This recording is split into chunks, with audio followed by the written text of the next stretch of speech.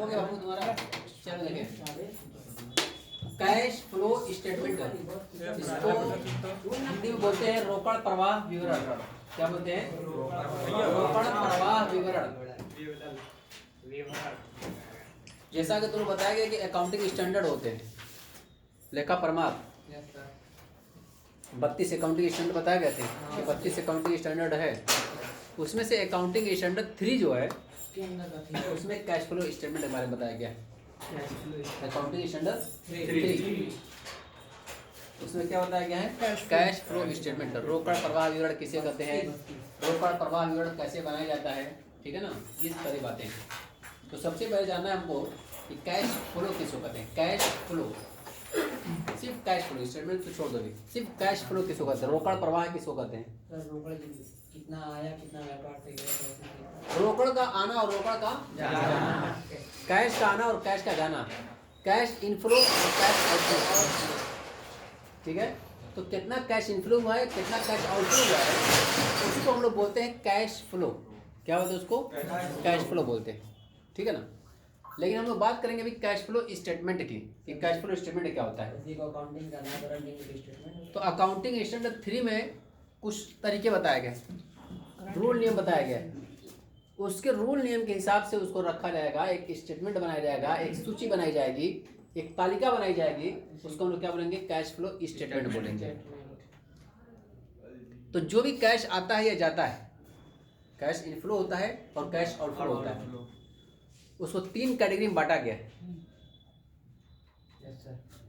कौन कौन सी एक्टिविटीज किसी को पता है? पढ़ के क्या बताओ? Operating, investing and financing. Good. यानी कि कैश फ्लो जो बनाया जाता है तो ऑपरेटिंग एक्टिविटीज से होता है, इन्वेस्टिंग एक्टिविटीज भी होती है और फाइनेंसिंग एक्टिविटीज भी होती है। ऑपरेटिंग, इन्वेस्टिंग और फाइनेंसिंग। तो अभी ऑपरेटिंग से रिलेटेड क्या क्या आइटम होंगे, इन्वेस्टिंग से क्या क्या रिलेटेड आइटम होंगे और फाइनेंसिंग से क्या क्या रिलेटेड आइटम होंगे, वो अभी बात की बात है, ठीक है ना। अभी हम लोग कुछ इसके डेफिनेशन देखेंगे, इसके एडवांटेज डिसएडवांटेज देखेंगे, इसके बाद बनाने का तरीका देखेंगे। बनाने के तरीके में भी डायरेक्ट मेथड और डायरेक्ट इनडायरेक्ट मेथड, 2 मेथड आएगा। तो जो अकाउंटिंग स्टैंडर्ड 3 में बताया गया है वो इनडायरेक्ट मेथड है। कौन सा है? Indirect method. और एक डायरेक्ट मेथड है, नहीं पढ़ना है, तुम जानते हो, कुछ जानता है इसी। चलो ठीक है, तो और चलते हैं सभी लोग। तो meaning of cash flow statement, meaning of cash flow statement, रोकड़ प्रवाह विवरण का आशय क्या है, रोकड़ प्रवाह विवरण से क्या समझते हैं, रोकड़ प्रवाह विवरण का अर्थ क्या है, ठीक है ना। तो लिखा गया इसमें रोकड़ प्रवाह विवरण। अब विवरण की बात हो रही है यहाँ पर, अब सिर्फ कैश फ्लो की बात नहीं हो रही है, कैश फ्लो स्टेटमेंट की बात हो रही है। पूरी बात बता रहा है कि कैश फ्लो स्टेटमेंट कहते किसको है। बताया गया रोकड़ प्रवाह विवरण एक निश्चित अवधि में, ठीक है ना, ध्यान देने बात को, निश्चित अवधि में रोकड़ के प्रवाह को दर्शाने वाला विवरण है। बात समझ में आ गई? इसका मतलब एक निश्चित अवधि क्या हो सकती है, 3 महीने का भी हो सकता है, 6 महीने भी हो सकता है, 1 साल का भी हो सकता है, लेकिन एक निश्चित पीरियड होगा, एक हमारे पास फिक्स पीरियड होगा कि इसी पीरियड के अंदर कितना पैसा इनफ्लो हुआ और कितना पैसा आउटफ्लो हुआ। अब पैसे की बात है तो रोकड़ ही होनी चाहिए थी, रोकड़ आया और रोकड़ गया, ठीक है ना। करें रोकड़ का आशय क्या है, करें रोकड़ तथा रोकड़ तुल्य से है कैश एंड कैश इक्विवेलेंट। तो कैश एंड कैश इक्विवेलेंट तुम लोग बताया गया था जब हम लोग फाइनेंशियल स्टेटमेंट पढ़ रहे थे, तो उसमें बैलेंस शीट बनाई गई थी। अब बैलेंस शीट में असेट साइड में करंट असेट्स में एक हेड बनाया गया था कैश एंड कैश इक्विवेलेंट। ये क्या है कैश एंड कैश इक्विवेलेंट?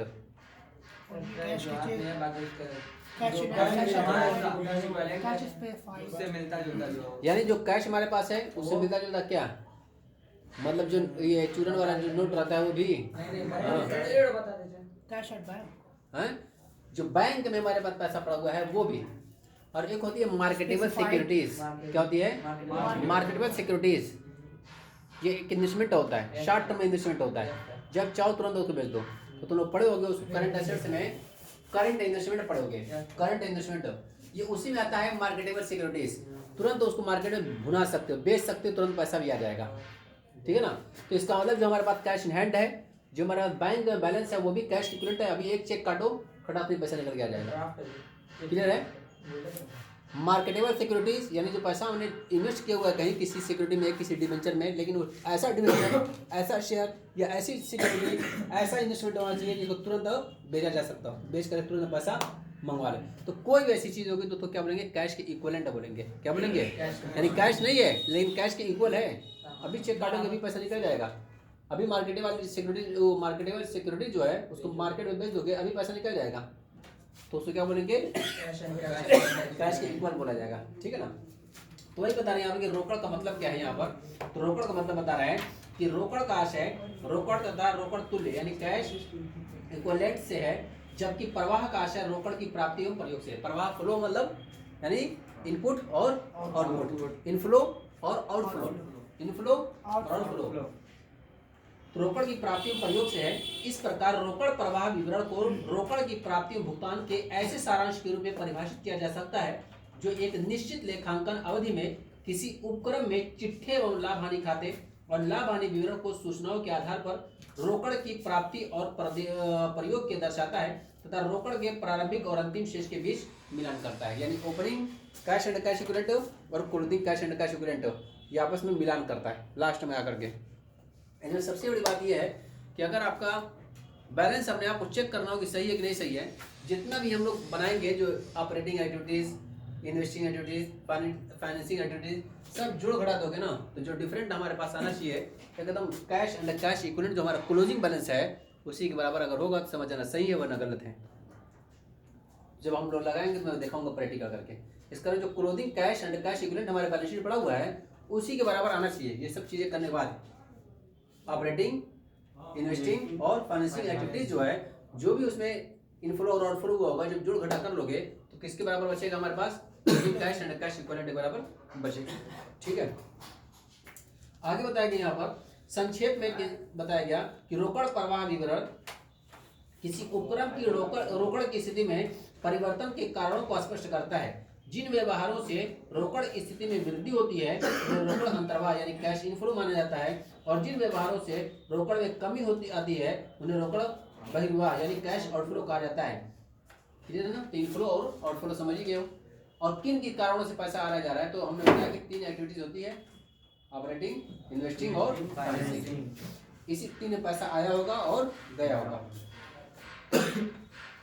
लेखांकन मानक 3 यानी अकाउंटिंग स्टैंडर्ड 3 के संदर्भ में रोकड़ के प्रवाह को 3 मुख्य क्रियाओं यानी परिचालन क्रियाओं यानी वही ऑपरेटिंग एक्टिविटीज, विनियोजन क्रियाओं, इन्वेस्टिंग एक्टिविटीज और वित्तीय प्रक्रियाओं यानी फाइनेंशियल एक्टिविटीज में वर्गीकृत करके दिखाया जाता है। और ये सब सारी बातें कहाँ बताएगी? आपको अकाउंटिंग स्टैंडर्ड 3 बताएगी कि 3 एक्टिविटीज में बांटा जाता है।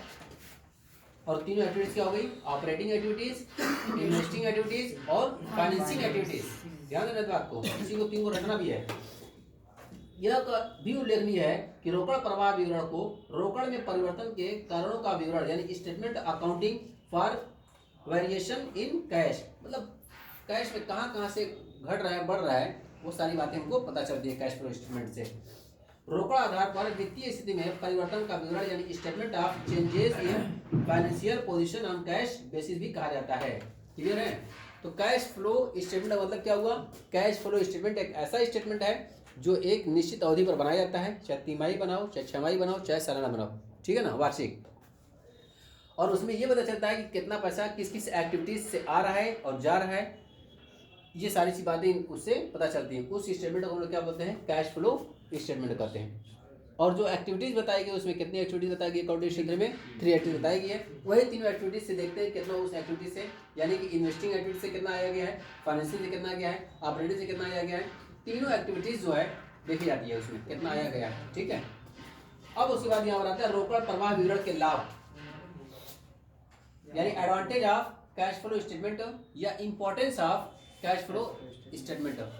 कैश फ्लो स्टेटमेंट हम लोग बनाते हैं, लगाते हैं, इतनी मेहनत करते हैं, इनफ्लो और आउटफ्लो चेक करते हैं। क्यों करते हैं? अरे पैसा आया गया, हिसाब किताब चुकता हो गया, प्रॉफिट लॉस पता चल गया, बैलेंस शीट पता चल गई, फिर इसको बनाने की क्या जरूरत पड़ गई है? ठीक है?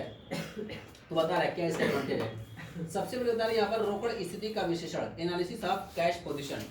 जो हमारे पास कैश पैसा आ रहा है और जा रहा है वो किस एक्टिविटी से आ रहा है ये पता चलता है हमको। मतलब वो ऑपरेटिंग एक्टिविटीज से या इन्वेस्टिंग से या फाइनेंसिंग से वो पैसा आ रहा है और जा रहा है, तो किस एक्टिविटीज पर लगना चाहिए, कहाँ लग रहा है, ये एनालिसिस हो जाएगी आपको। तो सबसे पहले बताया गया यहाँ पर कि रोकड़ स्थिति का विश्लेषण यानी एनालिसिस ऑफ कैश पोजीशन। दूसरा बताया गया रोकड़ स्थिति का विश्लेषण एनालिसिस ऑफ कैश पोजीशन, ठीक है ना, वो भी वही है। पेन छापा है। Short term cash planning and management. Short term के लिए आपको अगर कैश की प्लानिंग करनी है कि हमको 3 महीने के अंदर अंदर इतने रुपए चाहिए, ये कहाँ से आएगा और कहाँ जाएगा, अगर प्लानिंग करनी है आपको कैश के लिए यानी कैश बजट बना रहे हो, इसको क्या कहते हैं हम लोग हैं, कैश बजट। क्या बोलते हैं, कैश बजट बनाने के लिए भी आपको कैश फ्लो स्टेटमेंट काम करेगा कि हमको शॉर्ट टर्म के लिए अगर आपको कितना पैसा चाहिए, कहाँ से आएगा और कहाँ जाएगा, अगर ये बजट बनाते हो तो भी आपको हेल्प करेगा इसमें कैश फ्लो स्टेटमेंट, ठीक है। नेक्स्ट आता है तरलता का मूल्यांकन, इवैल्यूएशन ऑफ लिक्विडिटी।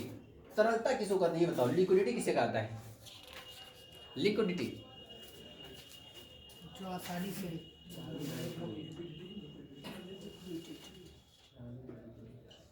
इसको हिंदी में क्या बोलते हैं हम लोग हैं,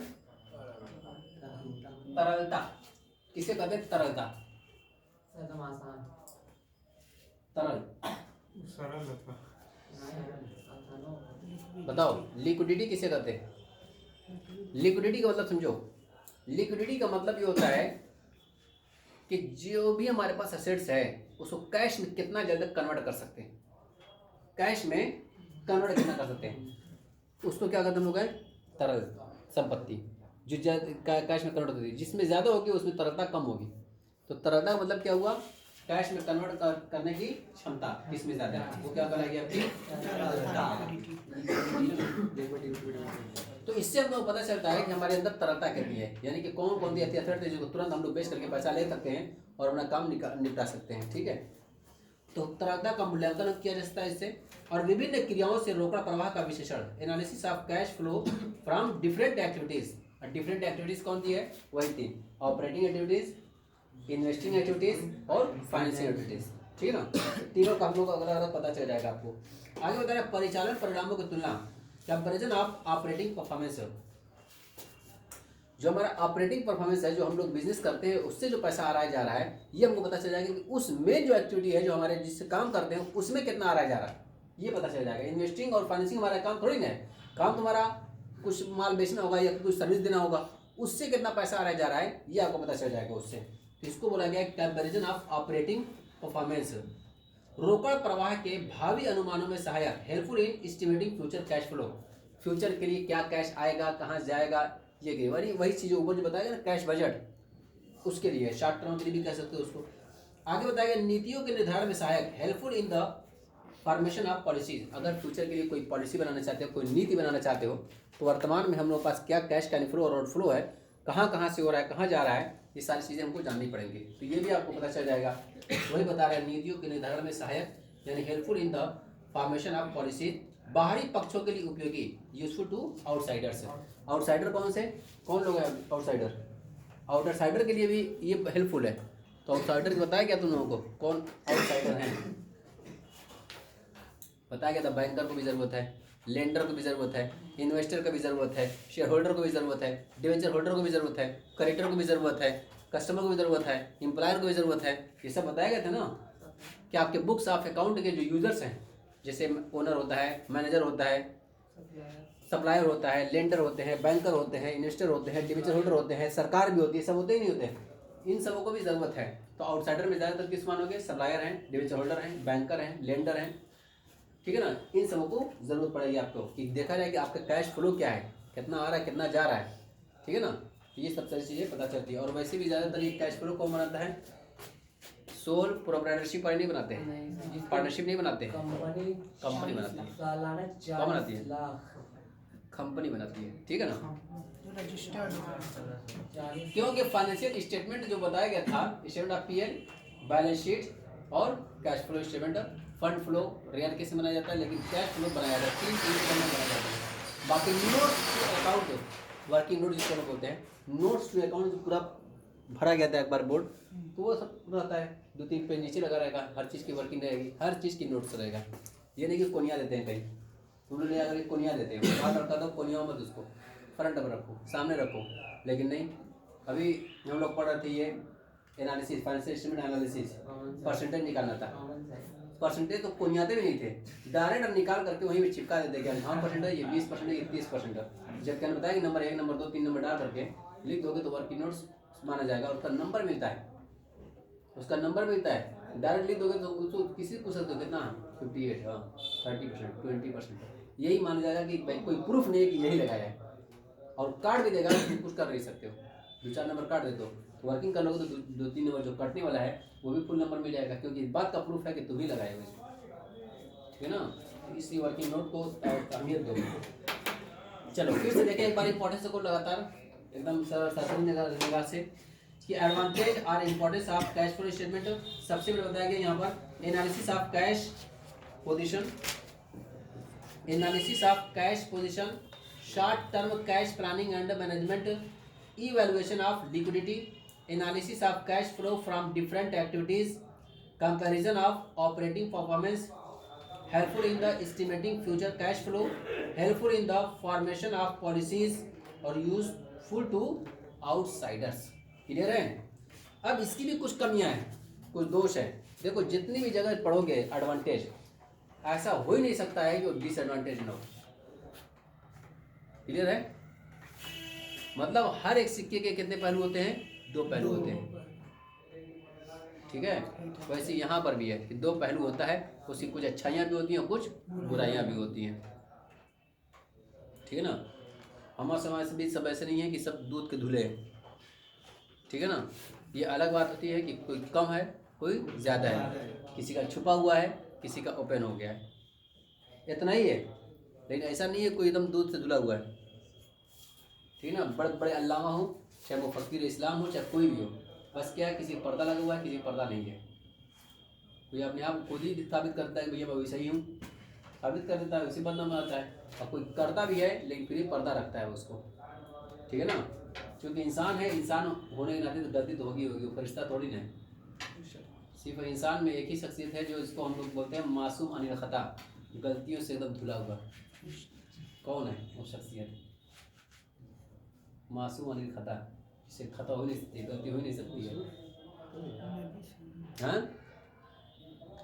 हाँ बोलो। हाँ नबियों से, उनको पहले ही से उनका दिमाग उस तरह का बना दिया जाता है ताकि वो गलती ना करे। इसलिए कि जो वो कर देंगे वो हमारे लिए आइडियल हो गया, वो जो कर देंगे वो हमारे लिए आइडियल हो गया कि अगर उन्होंने किया हम भी करेंगे। तो इसलिए उनको ऐसी हरकत या ऐसी बात ज़बान से निकालने की पहले ही से दिमाग में दिल भर देता है कि वो बात वैसी ना निकले, ना वैसा हरकत करें, क्योंकि वो हमारे लिए आइडियल है। जो करेंगे, जैसे उठेंगे, जैसे बैठेंगे, जैसे बोलेंगे, जो कहेंगे, जो बताएंगे वही हम करेंगे, एकदम उसी डिक्टो कॉपी करना है हमको, ठीक है ना। वो आइडियल होते हैं। तो इसलिए वो नबी जो होते हैं वो मासूम अनिल खता होते हैं। बाकी जितनी भी शख्सियत है सारे लोगों से गलती के चांसेस हैं, ठीक है। तो ये हो गया हम लोगों का। तो रोकड़ प्रवाह विवरण की सीमाएं में बात कर रहे हैं, तो हम लोग कैश फ्लो स्टेटमेंट के भी कुछ डिसएडवांटेज देखते हैं कि इसके डिसएडवांटेज क्या है या इसकी लिमिटेशन से क्या है। तो सबसे पहले आया इसमें तरलता का स्पष्टीकरण नहीं, तरलता का स्पष्टीकरण नहीं है, यानी कि नॉट क्लैरिफिकेशन इन लिक्विडिटी। जो लिक्विडिटी है, जो तरलता की बात की गई है भाई कि कैश में हो जाएगा, तो नाप तो सकते हो लेकिन कितना होगा इसकी नहीं है। देखो अब तरल की मैं बात करूं तो कैश एकदम तरल है, बैंक में गए पता चला सर्वर ही गायब है तो वो भी तरल ही, सर्वर गायब है तो चेक ले खड़े रहो, मैं जानता हूँ कि पैसा भी निकल जाएगा। सर्वर गायब है, लाइट कट गई, कुछ और हो गया, कुछ और हो गया, नहीं मिल पाया, या आपके पास ऐसी मार्केटेबल सिक्योरिटी जिसको बेच सकते हो। अब बेसिकली ऐसी सिचुएशन है कि मार्केट ही उस दिन बंद है, क्लोज है, क्या करोगे? है तो लिक्विड एसेट, तो ये स्पष्टीकरण नहीं हो पाता है, ठीक है ना। आगे बताया गया आय विवरण का स्थानापन्न नहीं है, आय विवरण का स्थानापन्न नहीं है। इसका क्या मतलब हुआ? स्टेटमेंट ऑफ इनकम तुम लोग पढ़े हो, जिसको लोग स्टेटमेंट ऑफ प्रॉफिट लॉस बोलते हैं भाई। Statement of profit loss, statement of profit loss क्या है? हमको बता देना कितना इनकम हुई, कितना खर्चा हुआ। तो करेंगे जो हम लोग ये बनाते हैं कैश फ्लो स्टेटमेंट, ये उसकी जगह पर नहीं है कि चलो ये नहीं बनाते तो यही बना दे, ये अलग चीज है और ये अलग चीज है। इसमें तो जो पैसा नहीं आया वो भी लिखा गया है, जैसे सेल्स में लिखा हूँ रेवेन्यू फ्रॉम ऑपरेशन 2 करोड़ रुपया, तो उसमें से सिर्फ 1 करोड़ आया, 1 करोड़ रुपया उधार बाकी है, अभी डेटर हमारे हैं। लेकिन यहाँ पर हम कितना लिखेंगे? 2 लाख पूरा लिखूंगा। खर्चा यहाँ पर लिखा होगा वो सारे, कास्ट ऑफ मटेरियल, कंज्यूम लिखे हो, purchase of stock in trade लिखे हो, ये इन्वेंटरीज लिखे हो, और इम्प्लॉय बेनिफिट एक्सपेंसेस लिखे हो, फाइनेंस कास्ट लिखे हो, और डिविडेंड अमोर्टाइजेशन लिखे हो, अदर एक्सपेंसेस लिखे हो। बहुत सारे थे एक्सपेंसेस जो आउटस्टैंडिंग है, देने बाकी है, अभी दिया ही नहीं हो, तो इनकम में से एक्सपेंसेस घटा दियो तो न खर्चा ही पूरा जो दिया गया है, न सारी इनकम ही मिली हुई है, लेकिन फिर भी आपको प्रॉफिट पता चल गई। तो इससे कह रहा है कि ये उसकी जगह पर इस्तेमाल नहीं करता है, ये उसका स्थानापन्न नहीं है, यानी उसके स्थान के जगह पर दूसरे को हम लोग नहीं लेके आ सकते, ये उसी जगह पर नहीं मान सकते। तो इस उसको क्या कहते हैं कि जो हमारे पास कैश फ्लो स्टेटमेंट है वो स्टेटमेंट ऑफ इनकम का यानी आय के विवरण का स्थानापन्न नहीं है, उसकी जगह पर इस्तेमाल नहीं होता है। ये अलग चीज़ है, स्टेटमेंट ऑफ इनकम और कैश फ्लो स्टेटमेंट अलग चीज़ है। यहाँ पर सिर्फ कैश की बात होगी और वहाँ पर बहुत सारी चीज़ें उधार है, देनी बाकी है, लेनी बाकी है, प्रीपेड है, अप्रूव्ड है, सब कुछ उसमें। डेप्रिसिएशन भी उसमें लगाए, इसमें डेप्रिसिएशन भी लगाए, डेप्रिसिएशन कैश में जाता है क्या? नहीं, लेकिन यहाँ पर हम लोग देखेंगे कैश की बात होगी सिर्फ कैश फ्लो स्टेटमेंट में, कभी हम लोग देखेंगे डिटेल से। यहाँ पर कैश फ्लो में सिर्फ कैश की बात ही करनी है हमको, ठीक है। तो कह रहा है कि आय विवरण का स्थानापन्न नहीं है और कोष प्रवाह विवरण का स्थानापन्न नहीं है। कोष प्रवाह विवरण जिसको हमने बताया था फंड फ्लो स्टेटमेंट, तो कह रहे हैं कि फंड फ्लो का भी स्थानापन्न नहीं है कि फंड फ्लो, तो फंड फ्लो अलग चीज है, कैश फ्लो अलग चीज है, स्टेटमेंट ऑफ इनकम अलग चीज है, तीनों अलग अलग चीजें हैं। स्टेटमेंट ऑफ इनकम जिसको हम क्या बोलते हैं, statement of profit loss, schedule 3 part second में बताया गया है, ठीक है। तो कह रहा है limitation of cash flow statement तरलता का स्पष्टीकरण नहीं है, आय विवरण का स्थानापन्न नहीं है और कोष प्रवाह विवरण का स्थानापन्न नहीं है। अब आगे बता रहे रोकड़ प्रवाह विवरण कोष प्रवाह विवरण में अंतर क्या है, नहीं पढ़ा। तो कैश फ्लो और फंड फ्लो। तो कैश फ्लो जहाँ तक बात है हम लोग, तो कैश फ्लो जानते किसे कहते हैं, फंड फ्लो जाने ही नहीं, तो जब जाने नहीं तो सीखा नहीं पड़ोगे, पहले उसके बारे में जानना पड़ेगा फंड फ्लो होता क्या है। तो फंड फ्लो जानते नहीं हो, ठीक है ना, तो जानने की जरूरत नहीं है, जब जानोगे तब डिफरेंस निकाल सकते हो, ठीक है ना। चले आगे, उसके बाद बात करेंगे यहाँ पर difference between cash flow statement and cash budget. अब निकल के बात यहाँ पर आई है कि रोकड़ प्रवाह विवरण और रोकड़ बजट में अंतर क्या है। तो अभी तो हमने बताया कि रोकड़ बजट बनाने में आसानी होगी अगर कैश फ्लो स्टेटमेंट बना हुआ है, शॉर्ट टर्म प्लानिंग करना है या फ्यूचर के लिए कैश का अरेंजमेंट करना है, वो कहाँ से आएगा, तो आपका जो कैश फ्लो स्टेटमेंट होगा उसे कर सकते हो। लेकिन उसमें मेजर डिफरेंट क्या हो सकता है, और डिफरेंस से बता रहा है कि कैश फ्लो में और कैश बजट में अंतर क्या है। तो थोड़ा सा एक आध दो मुझको अंतर कर, तुम लोग फेंकना चाहते फेंक दो। बजट फ्यूचर के लिए बनाया था और कैश प्रवाह उसे एक भूतकालीन जो बीत चुका है या प्रेजेंट फ्यूचर। चलो एक तो अंतर निकल गया कि जो गुजर चुका है असेसमेंट या प्रीवियस ईयर उसका बनाया गया है, कैश कहाँ से आया कहाँ गया। और बजट जो होता है हमेशा क्या होता है, फ्यूचर की प्लानिंग होती है, बजट भी अनुमान लगा, वो तस्वूर में होता है, सिर्फ सपना देखते हैं कि यहाँ से पैसा आएगा और यहाँ खर्च करेंगे, बजट बनाया जाता है। वो बजट का मतलब ही बताया जाता है कि अनुमानित राशि होती है कि कहाँ कहाँ पैसा आएगा और कहाँ कहाँ जाएगा। चलो बस एक आध दो बता दिए, अब आओ बुक में चलते हैं। बताया difference between cash flow statement and cash budget. सबसे पहले बताया कि भूतकालीन बनाम भविष्यकालीन, ठीक है ना। तो कैश फ्लो क्या होता है, भूतकालीन होता है, और बजट क्या होता है, भविष्यकालीन होता है। दूसरा बताया गया वास्तविक बनाम अनुमानित आंकड़े। जो कैश फ्लो होता है वो वास्तविक होता है और वो क्या होता है, अनुमानित होता है। उसके बाद बताया गया आय का अवधि का अंतर, अवधि का अंतर। देखो कैश फ्लो जो बनाता है वो नॉर्मल हम लोग कितनी अवधि का बनाते हैं, 1 साल का अवधि का, और ये जो कैश फ्लो होता है डेली का बना सकते हो और हफ्ते का, महीने का, 15 दिन का, 3 महीने का बना सकते हो, क्वार्टरली हाफ ईयरली सब। आगे बता रहे हैं यहाँ पर उपयोगिता का क्षेत्र। देखो कैश बजट जो होता है वो फैमिली में हो सकता है, कहीं में होता है, लेकिन ये जो कैश फ्लो इसमें बनाता है कंपनी में होता है, ठीक है ना, इसका ये क्षेत्र है। तैयारी का आधार, हमारे बेस क्या होता है, हमारे पास जो कैश फ्लो स्टेटमेंट बनाया जाएगा ये दो चीज आपके पास होगी, एक होगा स्टेटमेंट ऑफ पीएल और दूसरी चीज होगी balance sheet. Cash flow statement बनाया जाएगा वो इसी के बेस से बनाया जाएगा, ठीक है ना। जबकि कैश बजट जो है वो कैश फ्लो के बेस से बनाया जाता है, ठीक है। तो ये बात आ गई। रोकड़ प्रवाह की जानकारी, आपको कैश फ्लो स्टेटमेंट कैसे बनाना है उसके बारे में आपको जानकारी होनी चाहिए, ठीक है ना। और जानकारी इसमें किसकी बताई गई है, अकाउंटिंग स्टैंडर्ड 3 में बताई गई है, अकाउंटिंग स्टैंडर्ड 3 में। और 3 में कितनी एक्टिविटीज बताई गई है, 3 एक्टिविटीज। एक्टिविटीज याद रखना, कुल होती है खेल है, और एक्टिविटीज का कॉन्सेप्ट समझ गए कि ऑपरेटिंग एक्टिविटीज में क्या जाता है, इन्वेस्टिंग एक्टिविटीज में क्या आता है, फाइनेंशियल एक्टिविटीज में क्या आता है। अगर ये कॉन्सेप्ट क्लियर, कैश फ्लो खत्म, कुल तो वही है, उसको समझना है हमको। अब आते हैं यहाँ पर रोकड़ प्रवाह विवरण और लेखांकन मानक 3। अब कैश फ्लो स्टेटमेंट बता रहा है और अकाउंटिंग स्टैंडर्ड 3 में क्या बताया गया उसके बारे में बात कर रहा है। अभी तक जितनी बातें थी अकाउंटिंग स्टैंडर्ड 3 के बाहर की बातें थी, ठीक है।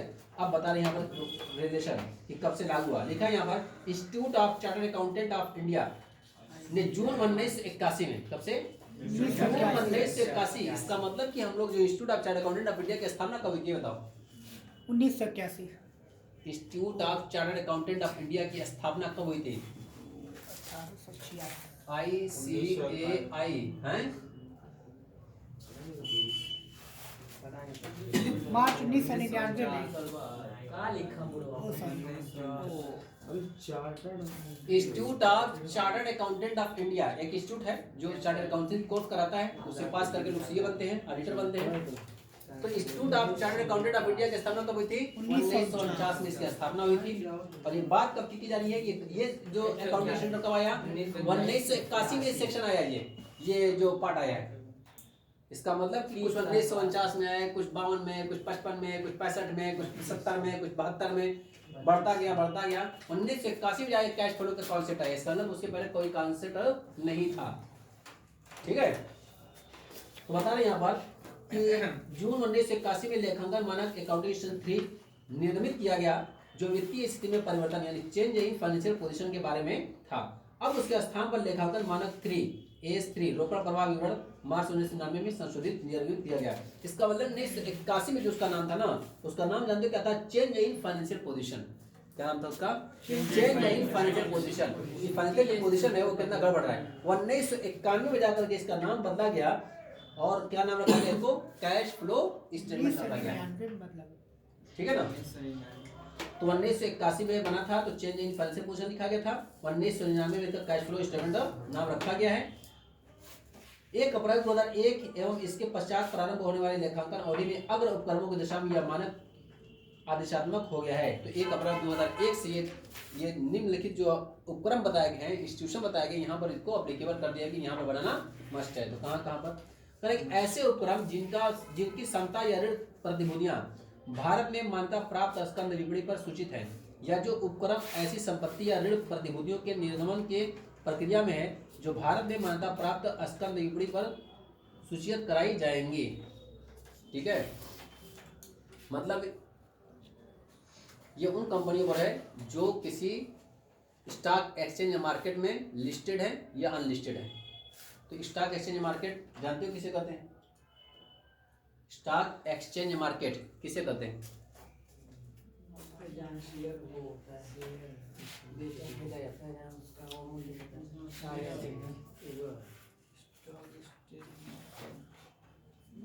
स्टॉक एक्सचेंज मार्केट, ठीक है ना? इसको बोलते हैं स्कंद विनिमय बाजार। क्या बोलते हैं इसको हिंदी में? स्कंद विनिमय बाजार। हाँ जी, विनिमय बाजार किसे कहते हैं? स्कंद विनिमय बाजार। स्कंद विनिमय बाजार किसे कहते हैं? सर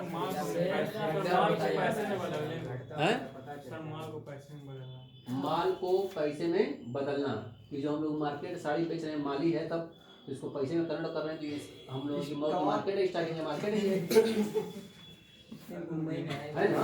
माल को पैसे में बदलना अगर बता दिया गया तो इसका मतलब हम लोग भी तो माल को पैसे में बदलते हैं कि माल को माल में बदलते हैं? पैसे में बदलते हैं। जैसे माल जाता है उधर से पैसा आता है। इसको हम लोग बोलेंगे मो स्टॉक एक्सचेंज मार्केट। वही जो मुंबई में कहाँ है, वहाँ जहाँ पे बड़ी स्क्रीन पर स्टॉक का इसका मतलब देखो, जहाँ पर हम लोग पूंजी बाजार और मुद्रा बाजार, क्या है? पूंजी बाजार और मुद्रा बाजार का लेन देन होता है। पूंजी बाजार किसको कहते हैं ये बता दो? पूंजी बाजार कैपिटल मार्केट, कैपिटल मार्केट एक वर्ड निकल गया। और एक तो क्या बोला हूँ मैं तुम लोगों को? मुद्रा बाजार, ठीक ना? तो कैपिटल मार्केट किसको कहते हैं बताओ? पूंजी बाजार। पूंजी बाजार का मतलब ये हो जाएगा जहां पर हम लोग अंशों को, ऋण पत्रों को, प्रतिभूतियों को क्रय विक्रय करते हैं, जहां पर लॉन्ग टर्म में इन्वेस्टमेंट किया जाता है, तो क्या कहते हैं हम लोग हैं? पूंजी बाजार। जहां पर शेयर को, डिवेंचर को, बॉन्ड को, अदर सिक्योरिटीज को खरीदा और बेचा जाता है, उस बाजार को क्या बोलते हैं हम लोग हैं? और एक होता है मनी मार्केट, जहां पर शॉर्ट टर्म का लेन देन किया जाता है, उसको क्या कहते हैं हम लोग हैं? Money market.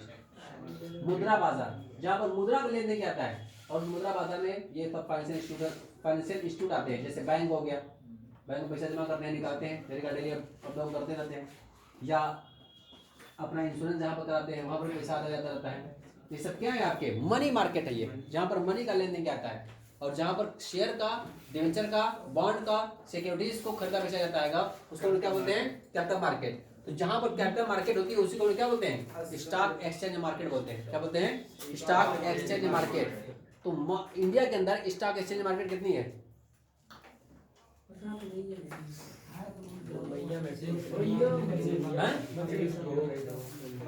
देखो स्टॉक एक्सचेंज मार्केट जो है, देखोगे सर्च करोगे मिल जाएगा, 24 स्टॉक एक्सचेंज मार्केट इंडिया के अंदर है। ठीक है, इसमें जो जो फेमस है, जिसको हम लोग जानते हैं, उसका नाम जानते हो क्या है, BSE बोलते हैं इसको, BSE, बॉम्बे स्टॉक एक्सचेंज बोलते हैं इसको। न्यूज़पेपर में जो हम लोगों का जो रेट घटता बढ़ता दिखाता है, ये जो सेंसेक्स दिखाता है, वो सेंसेक्स किसका रहता है, BSE का रहता है। इसके अलावा है हमारे पास कोलकाता स्टॉक एक्सचेंज मार्केट है, दिल्ली स्टॉक एक्सचेंज मार्केट है, मद्रास स्टॉक एक्सचेंज मार्केट है। लेकिन जो हम लोग वैल्यूएशन करते हैं किससे करते हैं, बॉम्बे स्टॉक एक्सचेंज। जैसे हम लोग करेंसी का लेन देन करते हैं फॉरेन थे, तो किस में मापते हैं हम लोग, पता है, हम लोग अपनी करेंसी जब मापते हैं तो किस में मापा जाता है, डॉलर में। किस में मापते हैं हम लोग, डॉलर में। वैसे ही इंडिया में जब फ्लक्चुएशन दिखाता है या सेंसेक्स दिखाता है तो किससे देखते हैं हम लोग, बॉम्बे स्टॉक एक्सचेंज देखते हैं, BSE से। तो है हमारे पास बहुत सारी मार्केट, 24 स्टॉक एक्सचेंज मार्केट है। ठीक है ना, दिल्ली के अंदर भी, मुंबई के अंदर भी, कोलकाता के अंदर भी, मद्रास के अंदर भी 24 स्टॉक एक्सचेंजेस है। उसमें से अब BSE को जो है मकाम हासिल है, किसी को मकाम हासिल नहीं है वो। ठीक है ना, सारा कंट्रोल वहीं से दिखाता है। ठीक है, तो हम लोग बात कर रहे थे यहाँ पर स्टॉक एक्सचेंज मार्केट की। तो इसमें जो जिक्र आया था, कहाँ पर जिक्र उसका आया था जी, कहाँ पर चल रहे थे हम लोग, ये बताओगे, तो बताया गया था यहाँ पर कि ऐसे उपक्रम जिनकी क्षमता या ऋण प्रतिभूतियां भारत में सामान्य प्राप्त स्कंद विपणि पर सूचित हैं, या जो उपक्रम ऐसी क्षमता या ऋण प्रतिभूतियों के निर्गमन की प्रक्रिया में है, जो भारत में मान्यता प्राप्त स्कंद विपणि पर सूचित कराई गई जाएंगी। इसका मतलब कोई भी ऐसी कंपनी जो लिस्टेड होगी और जो अनलिस्टेड होगी। अब सवाल फिर एक नया बना, लिस्टेड कंपनी किसको कहते हैं और अनलिस्टेड कंपनी किसको कहते हैं, लिस्टेड कंपनी और